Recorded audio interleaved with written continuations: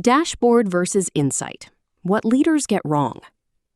Welcome to Vision Navigator with Karmaz Larsen, the podcast where we explore how leaders turn complexity into clarity and strategy into action. Today, we're diving into a topic that sounds simple, but quietly derails decision-making in many organizations. Dashboard versus insight. What leaders get wrong. Let me start with a question. How many dashboards does your organization have right now? 5? 10? 50? And a better question, how many of them actually change what you do? The illusion of control. In my work as a business advisor, I've seen leadership teams proudly present beautifully designed dashboards, real-time data, colorful charts, automated reporting. Everything looks impressive. But then I ask, so what decision did this change last week? And that's where the room often goes quiet. Because dashboards create a powerful illusion of control. They give us visibility, but visibility is not the same as understanding, and it's definitely not the same as action. Dashboard equals insight. Let's break this down simply. A dashboard tells you what is happening.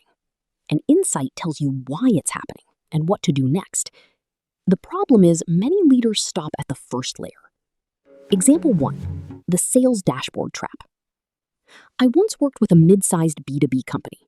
Their leadership team reviewed a weekly sales dashboard showing revenue down 8%, pipeline stable, conversion rate slightly declining. They had all the data. Every metric was tracked. But no one asked the deeper question. When we dug in, we discovered something critical. Their top-performing salespeople had quietly shifted focus to larger, more complex deals, meaning fewer conversions, longer cycles, but higher long-term value. The dashboard showed a problem. The insight revealed a strategic shift. Without that insight, leadership was about to push for short-term fixes that would have undermined long-term growth. Example 2, the customer satisfaction mirage. Another case, a company proudly tracking Net Promoter Score on a dashboard. Score looked stable. Leadership felt reassured. But when we analyzed customer feedback qualitatively, we found something the dashboard didn't show. Customers weren't unhappy, but they were becoming indifferent. No strong complaints, but no strong loyalty. The insight? They were drifting toward commoditization. That's not something a number alone will ever tell you. Why leaders get this wrong? There are 3 common traps I see. 1, overvaluing data volume. Leaders assume more data equals better decisions. In reality, more data often just means more noise. 2, confusing reporting with thinking. Dashboards automate reporting, but insight requires interpretation, context, and sometimes uncomfortable questions. 3, delegating insight too far down. Data gets analyzed at lower levels, but insight doesn't always make it back into strategic conversations. What real insight looks like? Insight is not a chart. It's a statement like, our revenue decline is driven by a deliberate shift to higher value deals. Customer satisfaction is stable, but emotional engagement is dropping. Our operational efficiency improved, but at the cost of innovation speed. Insight connects data plus context plus consequence. A simple shift for leaders. Here's a practical shift you can implement immediately. Next time you review a dashboard, ask 3 questions. What's surprising here? What's missing from this picture?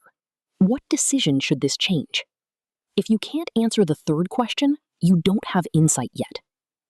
Example 3, the operations efficiency paradox. One last example. A manufacturing client had a dashboard showing improved efficiency, cost per unit down, output up. Leadership celebrated. But when we connected the dots, we saw that faster production cycles were leading to reduced quality checks. Returns started creeping up, but that wasn't visible in the same dashboard. The insight? They had optimized one part of the system while quietly damaging another. This is the danger of dashboards. They show parts, not always the system. Dashboards are not the enemy. They're essential tools, but they are only the starting point. As a leader, your real job is not to read dashboards.